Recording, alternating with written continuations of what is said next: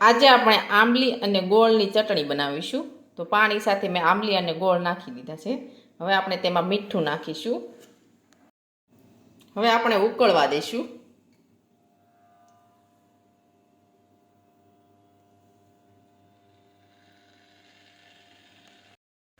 હવે આપણી આંબલી છે તે એકદમ સરસ બફાઈ ગઈ છે. હવે આપણે તેમાં બ્લેન્ડર ફેરવી દઈશું. હવે આપણે બ્લેન્ડર ફેરવી લીધું છે. હવે આપણે ગળી લઈશું.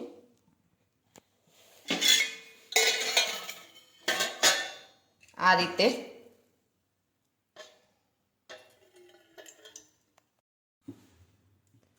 હવે આપણે ફરી પાછા બધા મસાલા નાખી અને ઉકાળી લઈશું. જીરું નાખીશું, ચટણી નાખીશું,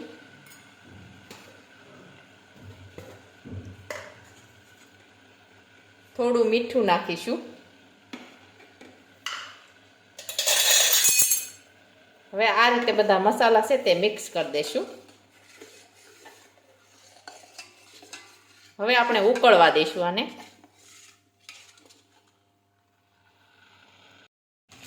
હવે આપણી આંબલીની ચટણી છે તે એકદમ સરસ ઉકળીને તૈયાર થઈ ગઈ છે. હવે આપણે તેમાં ગરમ મસાલો નાખીશું.